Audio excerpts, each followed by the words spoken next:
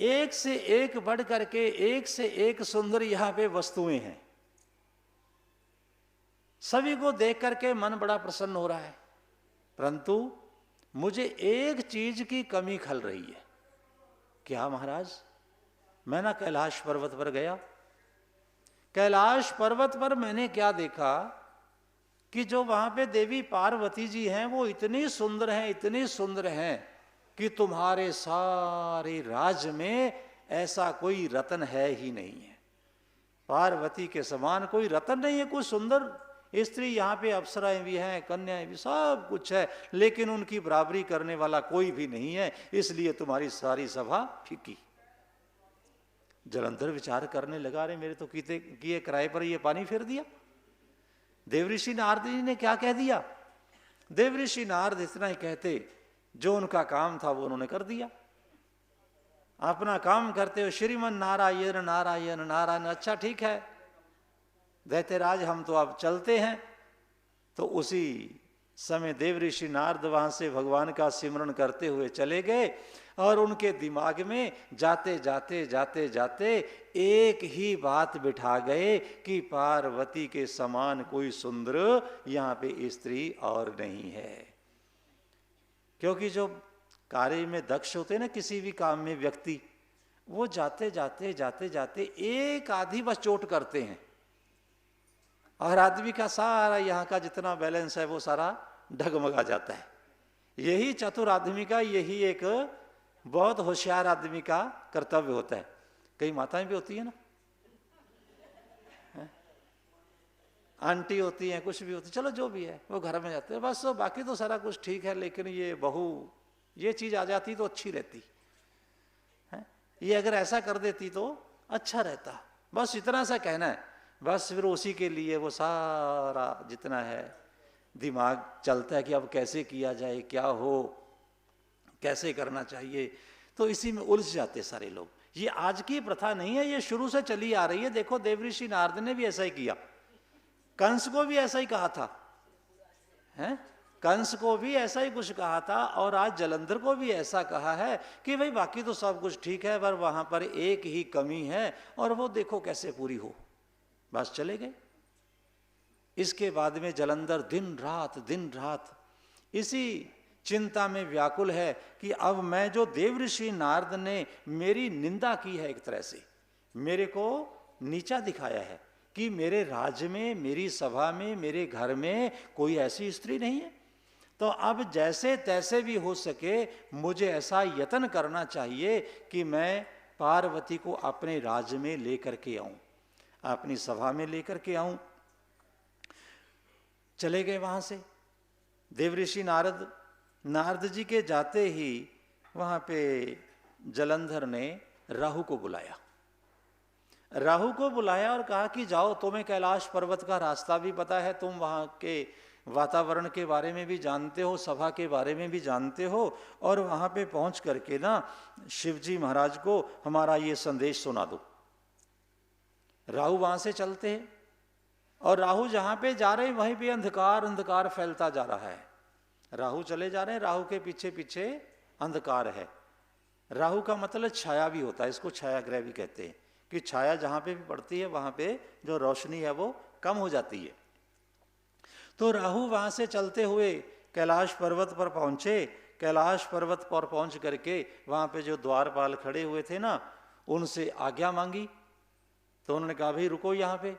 भगवान शंकर जी की तरफ देखा द्वारपाल ने, महादेव जी ने इशारा किया कि इनको आगे आने दिया जाए।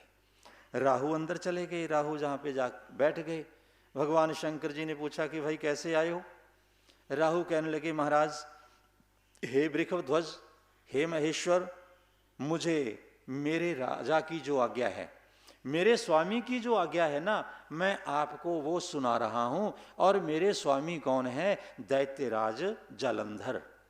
जलंधर ने आपके लिए संदेशा भेजा है। क्या कहा उसने? उसने कहा है कि तुम शमशान के निवासी हो, शमशान में रहने वाले हो, अस्थियों की माला धारण करने वाले हो, और तुम्हारे पास खाने को अन्न नहीं है, और सिर ढकने को छत नहीं है, पहनने के लिए वस्त्र नहीं है, और कोई तुम्हारे पास सुख का साधन नहीं है। तुम्हारे चार विचार कुल खानदान किसी चीज का पता नहीं है। बड़ी बड़ी जटाएं हैं, देख करके लोग तुम्हें भयभीत हो जाते हैं। ऐसा तुम्हारा ये रहन सहन खान पान कोई भी ढंग का नहीं है। सभी मर्यादाओं को तुम भंग करते हो। तुम योग साधना में सदैव लगे रहते हो। शमशान की विभूति अपने शरीर के ऊपर ये लगाए रहते हो। और तुम हो योगी, अपना योग साधना करो। योगियों के पास ऐसे खूबसूरत सुंदर स्त्रियों का कोई कार्य नहीं है। ये देवी पार्वती यहाँ रहने के लायक नहीं है, यहाँ पे रहने के काबिल नहीं है। इसको तुम हमारे पास भेज दो और तुम अपना योग में रहो, शमशान में रहो, जहाँ पे कैलाश पे रहो, जंगल में रहो, हमें कोई नहीं है। केवल मात्र हमारा इतना कहना है कि इसे आप हमारे पास भेज दीजिए। भगवान शंकर जी के सामने जैसे ही राहु ने ऐसे शब्द कहे, महादेव जी के मस्तक से एक बड़ा विचित्र जीव पैदा हुआ, एक आकृति पैदा हुई। और वो जीव कैसा है? जैसा हम भगवान नरसिंह जी का वर्णन सुनते हैं ना, नरसिंह भगवान जी की तरह ही उनका रंग रूप और सारा शरीर ऐसा है। एकदम प्रकट हुए और भगवान की तरफ देखा, भोलेनाथ जी की तरफ, महाराज क्या आज्ञा है? तो महादेव जी ने कहा कि ये इशारा समझ गए, राहु की तरफ इशारा किया। उसने राहु को ऐसे पकड़ लिया जैसे को बच्चा फल को पकड़ लेता है, और फल को पकड़ करके जैसे वो बच्चा खाने लगता है ना, तो ऐसे जब वो राहु को अपने मुंह में डालने लगे तो राहु चिल्लाने लगा जोर जोर से, भगवान मेरी रक्षा कीजिए, महाराज मुझे बचाइए, मैं आपकी शरण में हूं, मैं तो एक दूत हूं, दूत को मारना नहीं चाहिए, ऐसा नीति शास्त्र कहते हैं। रामायण में भी आता है ना कि नीति विरोध न मारिए दूता। जो दूत है वो तो एक संदेश देने वाला है, संदेश वाहक है, उसको कभी मारना नहीं चाहिए, क्योंकि अगर हम उसी को मार देंगे तो कल को कोई दूत का कार्य करने के लिए तैयार नहीं होगा। तो सूचनाओं का आदान प्रदान करने के लिए, एक दूसरे का समाचार दूसरे तक पहुंचाने का जो भी साधन है वो सारा समाप्त हो जाएगा, कोई इस कार्य को करेगा नहीं। महाराज नीति ये कहती है मैं दूत हूं और मेरा चाहे कोई अपराध भी हो तो आप मुझे क्षमा करें। भगवान महादेव जी ने इशारा किया, जैसे ना अपने भगवान शंकर जी का इशारा मिला और उस आकृति ने ऐसे उस राहु को फेंका जैसे वो बच्चा गेंद को फेंक देता है, उठा करके दूर मारा, और कहां पे आकर के वो जलंधर गिरा, जहां पे अपने जलंधर की सभा में आकर के वो राहु गिरा। राहु ने तो अपना दूसरा जन्म समझा कि मैं तो बच गया, नहीं तो ना जाने मेरा क्या होता। और उधर से जो भगवान शंकर जी के मस्तक से जीव पैदा हुआ था, उसने कहा महाराज मैं तो भूख और प्यास से व्याकुल हूं, अब मुझे बताओ मैं क्या खाऊं, ये तो मुझे काफी दिनों के बाद भोजन मिला था। तो महादेव कहने लगे कि भैया तुम अपने आप को ही खा लो। तो उसने अपने हाथ पांव ये सारे खाने शुरू कर दिए। हाथ पांव जैसे उसने खाने शुरू किए, शीश उसका बाकी रह गया। जब शीश बाकी रह गया तो महाराज उसके ऊपर प्रसन्न हुए भोलेनाथ। भोलेनाथ कहने लगे कि अब तुम वरदान मांगो, क्या चाहिए?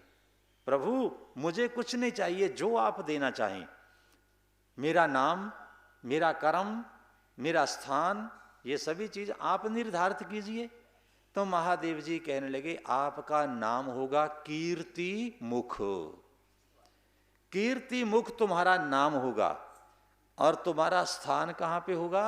हमारे द्वार के ऊपर, हमारे द्वारपाल होगे तुम आज के बाद।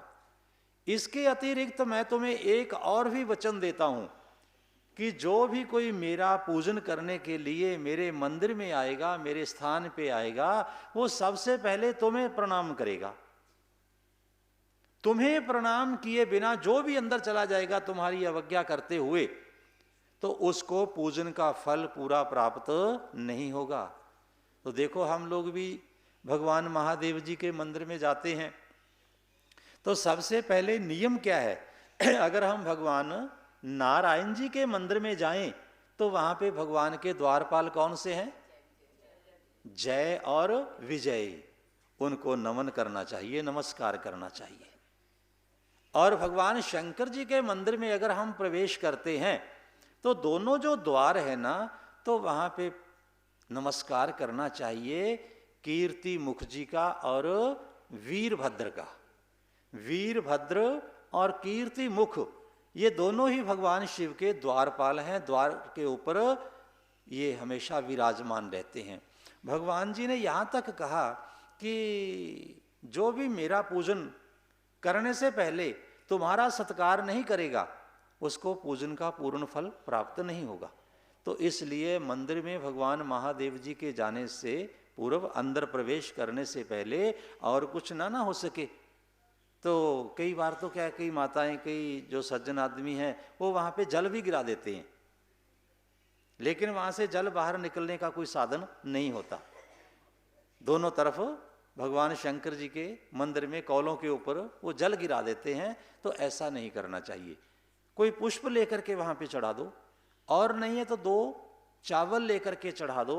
अगर वो भी आपने नहीं करना तो केवल मात्र उनको वहाँ से दोनों तरफ से नमस्कार कर दो। दोनों को हाथ लगाते हुए अंदर प्रवेश करो और उससे भी उनका पूजन संपन्न हो जाता है। तो महादेव जी ने उनको अपना द्वारपाल नियुक्त किया। सूत जी महाराज कह रहे हैं कि ऋषियों, जलंधर जैसे ही देखा उसने कि राहु यहाँ पे मेरी सभा में आकर के गिर गया है, बड़ा क्रोध आया। राहु ने सारा कुछ वहाँ का वातावरण उसको बताया, वहाँ जो उसके साथ घटना घटी थी वो सारी बताई। तो जलंधर ने बहुत अपने सैनिकों को भेजा कि जाओ, अपने दूतों को भेजा कि जाओ, जितने भी हैं ये लोग हमारे दैत्य भाईचारा, दैत्य भाई बंधु राक्षस, इन सभी को बुला करके यहाँ पे लेकर के आओ। तो सारे लाखों की गिनती में वहाँ पे जो राक्षस, दैत्य, दानव, ये सारे इकट्ठे हो रहे हैं। कैलाश पर्वत के ऊपर सभी अपने जलंधर के नगरी में सारे लोग इकट्ठे हो रहे हैं स्वर्ग में, और वहाँ से इकट्ठे होकर के भगवान महादेव जी के कैलाश पर्वत की ओर युद्ध की यात्रा प्रारंभ कर रहे हैं। और कैसे युद्ध की यात्रा प्रारंभ करते हैं, कैसे वहाँ पे भगवान शंकर जी के कैलाश पर्वत पर पहुँचते हैं, कैसे तुलसी ये भगवान को प्यारी है, ये प्रसंग अभी चल रहा है। तो ये कथा का प्रसंग कल की कथा में बाकी आएगा। और आज पूज्य महाराज जी की पुण्य तिथि है, तो आज 10 बजे से लेकर के 12 बजे तक यहाँ पे सुंदरकांड का पाठ, भजन, कीर्तन, प्रवचन ये सभी होंगे। उसके बाद में भंडारा होगा। और अभी जो सूचना ये मिली है